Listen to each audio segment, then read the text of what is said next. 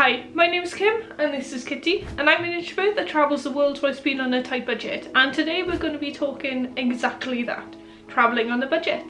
This is the second part to a two-part series. The last video came out on Friday. That one was talking about how to save money whilst travelling before you've left the house. I mean, ways that you can save money on booking your holiday. And this video is going to be about how you can save money once you've left the house. So how you can pack things to help you save money whilst you're travelling, how you can save money at the airport, and how you can save money once you arrive at your destination. So travelling on a budget starts with packing right, so making sure that you pack things that will help you save money once you get to your destination. Some countries, the toiletries can be really expensive. If you know that you're going to be going to an expensive country, make sure that you pack your toiletries beforehand. If you're going to be travelling with just a backpack though, so no hold luggage, make sure that your toiletries are less than 100ml. When I travel, I don't buy the little bottles that you get at the supermarket, you know, the branded ones, the branded shampoo and the branded shower gel.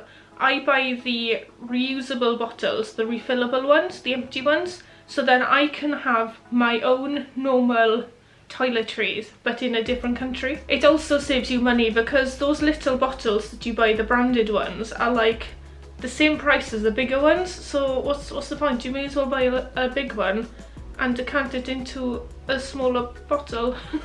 Other things that you might consider packing are things like a reusable water bottle, a reusable drinks cup, a hot drinks cup, whatever your hot drink of choice is. So for me it's hot chocolate. I buy a big tub of hot chocolate and put it into little bags, so it's already like measured out for myself.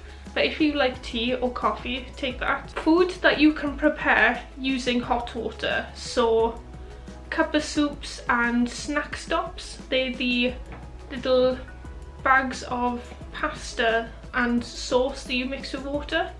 They're not the best, but they do the job. Don't pack any food that contains like juice or liquid though, because you may be asked to dispose of it when you're going through security. So when you're traveling, pack yourself snacks, because snacks at the airport can be really expensive. So rather than having to go through security and then try and find somewhere to eat, you can just go find a bench, sit down, relax with a book, enjoy yourself. Or even better, if you are travelling with just a backpack, you can use your phone as your book, or you can download Audible and listen to audiobooks, or you've got Spotify, listen to some music. You can watch some YouTube videos, just take some earphones.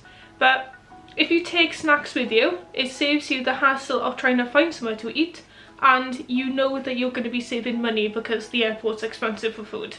Also, a good hack of getting free hot drinks. You know, we were talking about the reusable cup, the reusable hot drinks cup, and the powdered drink form of hot drink in your choice. What you can do is go to cafes at the airport and ask for some hot water. They shouldn't charge you for just hot water, and then you can mix your own hot drink, because I know at the airport sometimes you're paying £4 or £5 for a hot drink, whereas you can literally make it for no money if you're happy to just carry a cup and some powder around with you. And these are not just tips you can use at the airport as well, they're tips that you can take with you through your whole holiday.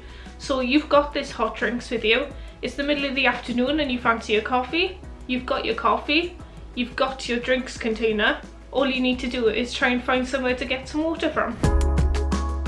So you've arrived at your destination and you've got to your hotel.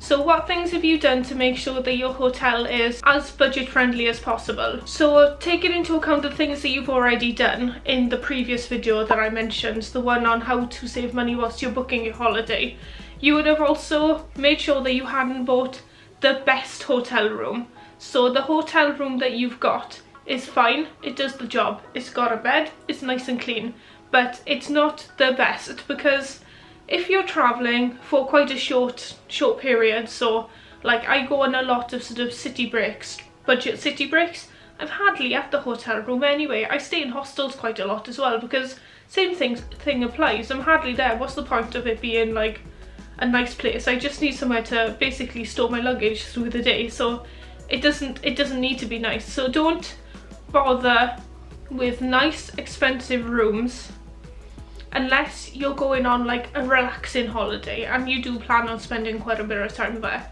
But apart from that, just get anywhere that's clean, anywhere that's got a bed, you know, somewhere in a safe neighborhood and it's nice and it's not too far from where you want to go. That'll do you.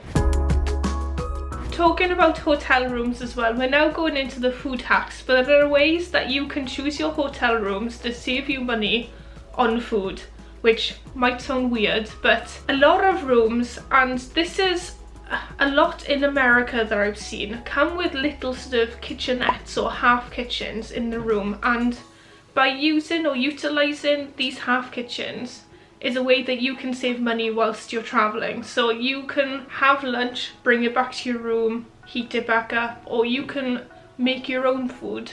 But at least a minimum, if you're getting a hotel room, try and make sure that it's got at least a kettle, because you can use those powdered drinks and the cup of soups and the snack stops that we were talking about earlier that you brought with you.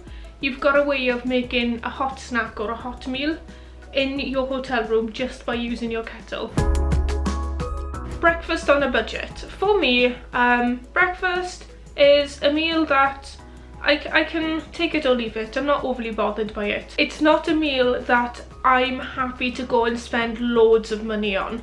It's a meal that I'm happy just to like go cheap. So if you're gonna go cheap, there's not much of a cheaper place you can buy breakfast from than a supermarket. So you may as well either stock up the night before or go for a walk that morning, buy yourself some fruit or some pastries from the local supermarket, go to the park, have a sit down, relax. There's no point spending big money on sit down food for breakfast when you can get decent food from a supermarket. You know, get some yogurt, take a spoon with you, but you can put together a really nice breakfast and then sit down in a park, you know, maybe by a lake, watch the world go by, and that's going to be a much nicer experience anyway than sitting in an overcrowded restaurant.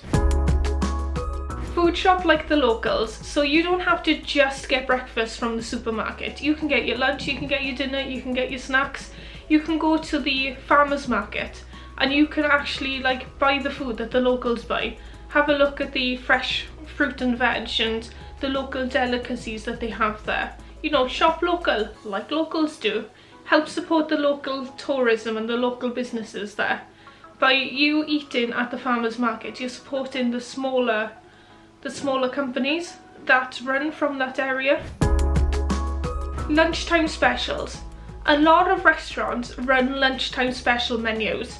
So if you're going to eat out just for one meal a day, your cheapest bet is usually eating out for lunch, because they'll have the same menu for lunch and the same menu for dinner, but for some reason they've heightened the price for dinner. I'm assuming it's because people are working, maybe, I don't know, but it's more expensive to eat out for dinner. You can also buy some extra food for dinner as well, and if you check in the reception of where you're staying, your hotel or your hostel, you may be able to find some coupons or look on Google to see if there are any offers going on where you are at the moment or in any of the restaurants around where you're staying, because you may be able to get yourself a really nice deal just by searching online. Just do some research, have a look, see what's about. If you are going to eat out, try and stay away from restaurants at tourist attractions or restaurants around tourist attractions, because they're going to hike up their prices because they know that there's going to be more of a demand for their food, because some people are lazy and they just go,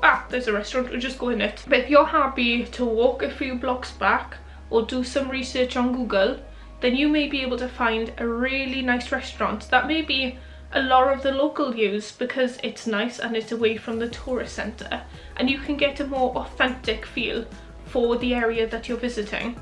Plus, you might be able to save yourself some money, because the restaurants by tourist places are catering for tourism and they're going to hike up their prices knowing that tourists will pay that. But restaurants catered for local people aren't going to do that. They know that the locals won't stand for it, so you can get yourself some really nice authentic food at a cheap price just by walking a couple of blocks back from your tourist attractions. You're at the place that you want to visit and you want to do something. You want to do some activities. Have a look to see if there are free walk-in tours, if the museums or the galleries have free exhibition nights, and have a look to see if there are any events going on. So in regards to the walk-in tours, you can have a look online, and a lot of cities have free walk-in tours. And how they work is you meet up at a place, one of the locals will take you around showing you the city, and then you have the option to tip them. So if you're working on a very low budget, you don't have to tip them, but it's nice to tip them because they've taken their time to show you about the city that they live. But you can tip them like a minimal amount that you think is fair for them, and get yourself a cheap tour of the city that you're at on a budget. In regards to museums and galleries, in the UK and a lot of cities around Europe, a lot of the museums and the art galleries are free entry, or if they're not free all the time, there's specific times that they're free to go in. For example, when I was in Madrid, the gallery, the main gallery in the city was free from 7 p.m. until 9 p.m. on certain nights of the week. So if you were working on a budget and you were in the city on one of those nights, you could go experience some of the most famous art in the world, and you don't have to pay to go in and see it. Whereas if you go in there at more sort of peak times, you would have to pay. And I think it was quite a lot to go in during the peak times, but if you're happy to go there like quite late at night, then you can get into places for free. Just have a look online before you leave, do some research.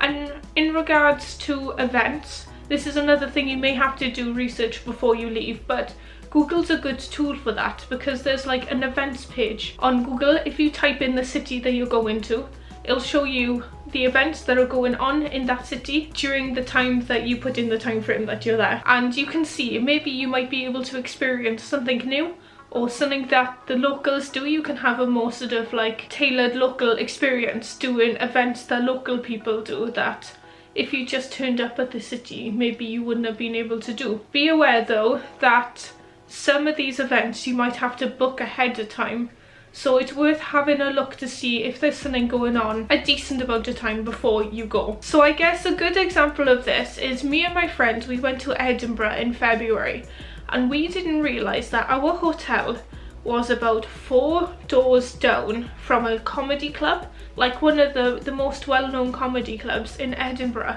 And we were like, oh my gosh, this is amazing, we could maybe go there one night, but all the tickets are sold out. And if we'd done the research ahead of time, we would have known that we would have been 4 doors up from this comedy club, and we could have booked our tickets ahead of time and gone to it.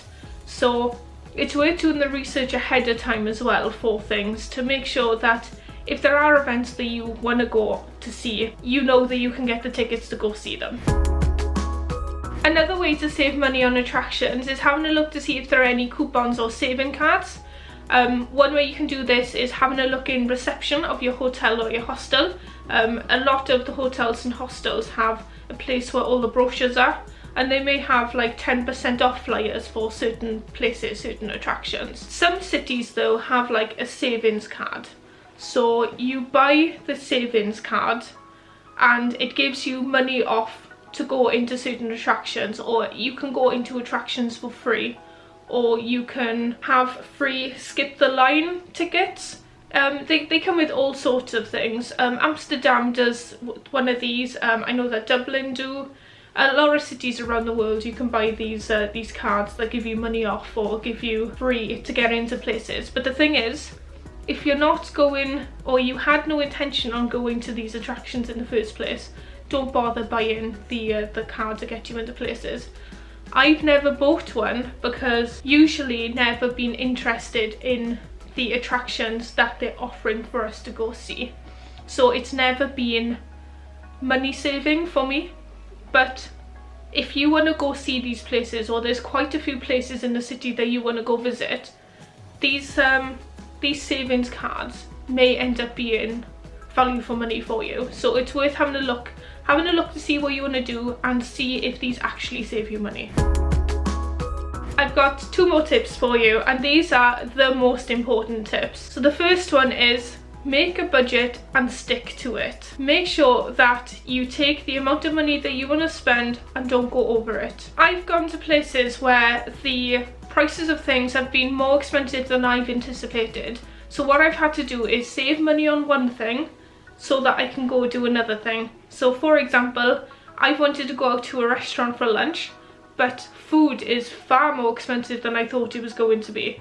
So rather than going to a restaurant, I've gone to a little local bakery instead and bought myself some pastries, which has meant that I've had more money to be able to spend on the more expensive attraction that I wanted to go to. So I've been able to do experiences rather than spend all my money on food.